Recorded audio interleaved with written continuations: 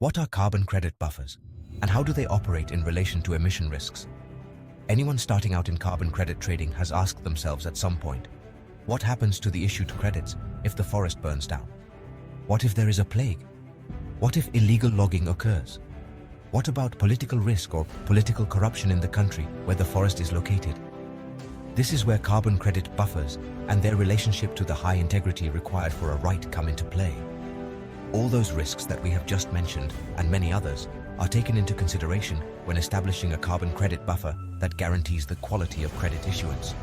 Carbon credit buffers are a crucial mechanism for reinforcing the integrity and permanence of carbon credits, especially in projects involving land use change, and forestry, LULUCF. Let's explore how they work and who uses them with a detailed example. How do carbon credit buffers work? First, we have the credit reserve. A percentage of the credits generated by a project is placed in a reserve or buffer. Then, risk management. These credits in reserve act as insurance against unintentional reversals, such as forest fires or pests.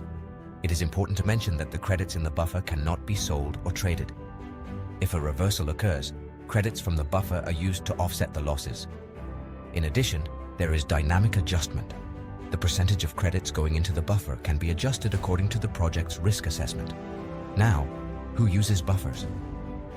Verra, with its verified carbon standard, uses a shared risk buffer for AFOLU projects, which include agriculture, forestry, and other land use.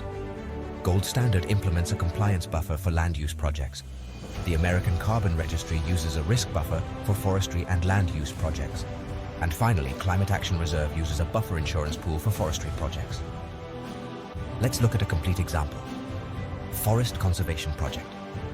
The context of the project is in a pine forest in the province of Cuenca, covering 1,000 hectares and lasting 30 years. The goal is to prevent deforestation and forest degradation. First, the project conducts a risk assessment. Internal risk, 10% for example, project management. External risk, 15%, such as land tenure conflicts. And natural risk, 10%, such as forest fires, pests, illegal logging. In total, the risk is 35%.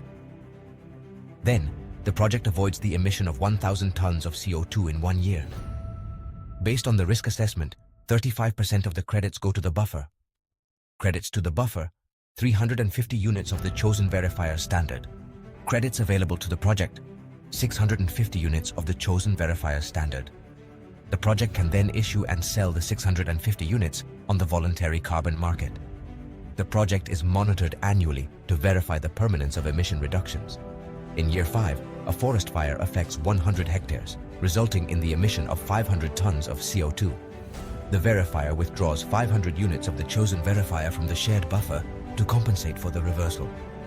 This does not affect the credits already sold by the project. After the incident, a new risk assessment is conducted, possibly increasing the percentage contribution to the buffer for future credits. The project continues, but with an improved fire management plan and possibly a larger contribution to the buffer in the following years. This example illustrates how carbon credit buffers provide a security mechanism that reinforces the integrity and permanence of carbon credits.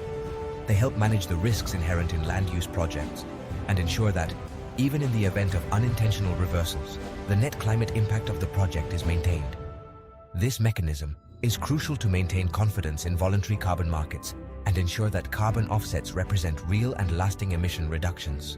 At ILP, we are experts in advising businesses and startups. Our goal is to support your success and growth. Get in touch with our AIs, Savvy and Atenea, to focus your inquiries, or contact us directly. More information at ilpabogados.com and ilpstartup.com.